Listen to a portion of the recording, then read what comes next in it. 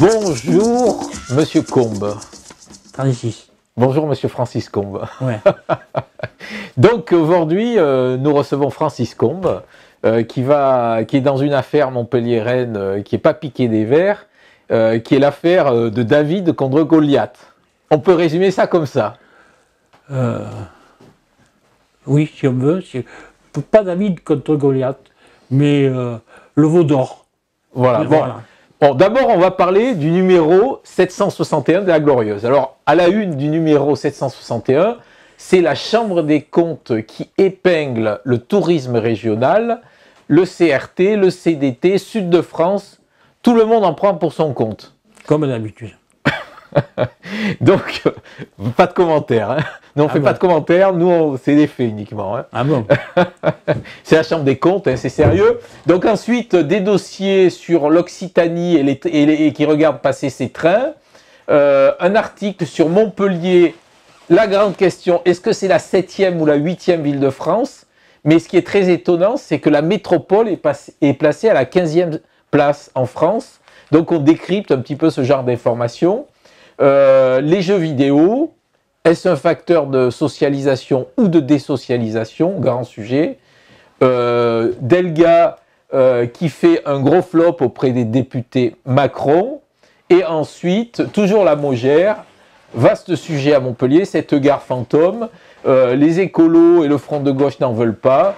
Ils ne veulent pas payer alors que la présidente du conseil régional veut payer. C'est compliqué. Et on essaye aussi de décrypter tout cela. Francis Combes, rebonjour. Bonjour. Voilà. Alors Francis Combes, pour résumer l'histoire, Francis Combes est un vieux Montpelliérain, baron de Caravette, cofondateur des Foires Fouilles à Montpellier, cette grande entreprise. Et aujourd'hui, il est dans une affaire, l'affaire de l'immeuble en face de la gare contre Marcel Salerno. Pour résumer, donc d'abord, Monsieur Combes, Monsieur Francis Combes, qu'est-ce que vous pensez de la Glorieuse? Mais la Glorieuse fait partie de ces journaux qui sont des aiguillons.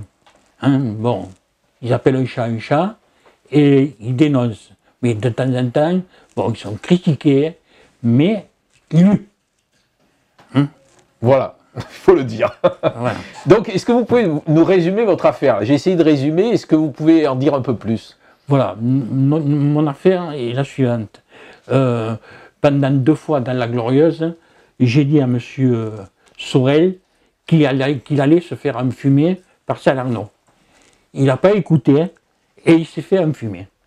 C'est-à-dire que Marcel Salerno lui a fourni un rapport de la Socotec qui est erroné et par ce rapport, il a eu l'arrêté de main levée, l'autorisation de réexploiter l'immeuble des locataires.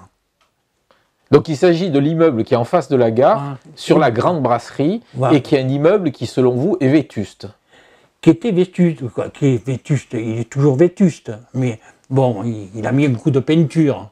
Mais le coup de peinture ne sauve pas les gens s'il y a un incendie. Voilà, alors cet immeuble a brûlé 2 fois en 2016. Cet immeuble a brûlé 2 fois en 2016, et heureusement que la 2e fois, ça s'est passé le jour de la fête de la musique, sinon on y passait tous. Qu'est-ce qui s'était passé? C'est quoi qui a brûlé? C'est le local à poubelle? C'est quoi? Non, c'est il a dû y avoir un court-jus parce que, bon, on a voulu faire porter le chapeau à un locataire en bas, mais en fait, les experts du tribunal administratif ont dit que l'incendie ne venait pas de cette personne. Il venait d'ailleurs. Ils ont pas pris. Ça doit être un court-jus qu'il y a eu. Voilà. Il avait combien d'appartements dans cet immeuble? Il y avait, je crois, 20 ou 24 appartements. Ce qu'il y a maintenant, il y a 24 locataires, mais 24 locataires en danger de mort. Alors, la Socotec a donné le feu vert, donc l'arrêté a été cassé par la métropole, l'arrêté de fermeture, et donc aujourd'hui, il y a un huissier... Non. La métropole, oui, la métropole, l'arrêté, l'arrêté de main levée, il a arrêté. Donc, aujourd'hui, Marcel Salerno réexploite cet immeuble. Et donc, vous avez mandaté un huissier? J'ai eu des problèmes de santé et que j'ai vu que des travaux n'avaient pas été réalisés, je l'ai dit à la métropole, avant qu'il fasse l'arrêté. Je l'ai dit à l'assistante sociale. Attention, les travaux n'ont pas été faits. Si, les peintures. Mais ce n'est pas les peintures qui vont sauver les gens. Hein.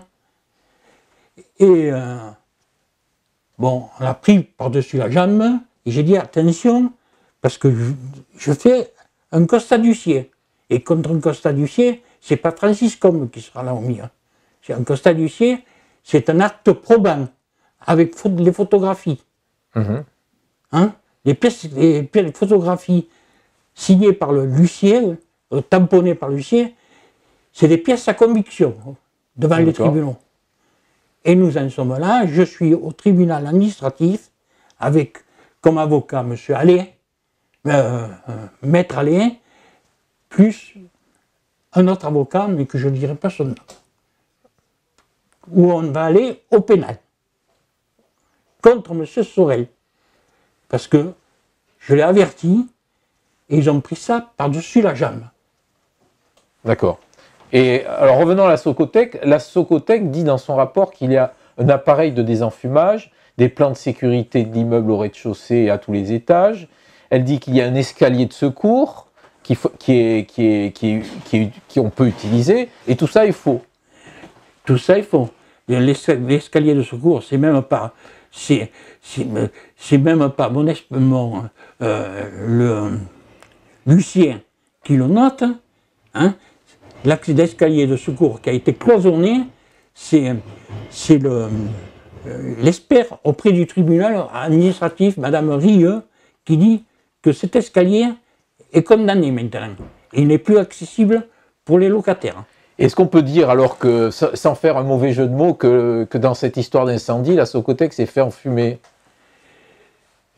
Je ne sais pas si la Socotec s'est fait enfumer, mais ce que je sais, c'est que ce rapport a dû être fait sous un parasol, les pieds dans l'eau à Palavas. Parce que c'est pas possible. Et comment se fait-il que vous partiez en guerre contre la métropole et Philippe Sorel et pas contre Salerno? Mais moi, Salerno, il a enfumé Sorel, mais il est content, mais c'est son problème. Moi, c'est Sorel qui a donné l'autorisation, comme quoi les travaux ne sont pas faits.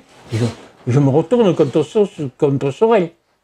Moi, Salerno, j'en ai rien à voir. Bon, ok, très bien. Bon, ben écoutez, on va terminer par la question chapeau. Hein? J'espère que cette question chapeau ne sera pas une question sur Salerno, si je suis copain avec Salerno. Tenez, allez-y, monsieur Francis Combe. Je mets mes lunettes parce que j'ai un problème au pied.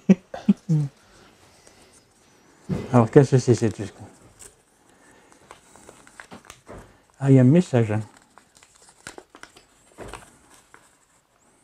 Vous pouvez la lire, s'il vous plaît? Si vous arrivez à me relire.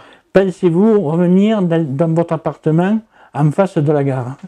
Non, je ne pense pas parce qu'en plus, je ne pense pas parce qu'en plus, il a augmenté, puisqu'il a refait la peinture, il a augmenté de 200 € le loyer, parce qu'il faut bien qu'il récupère l'argent de la peinture, puisqu'il a fait que ça, ou qu'il a mis 4 inspecteurs, mais sinon ça s'arrête là. Il a mis plusieurs couches, non? Hein? Et puis, plusieurs couches de peinture. Puis en plus de ça, je ne veux pas attendre les pompiers sur le balcon, encore une fois.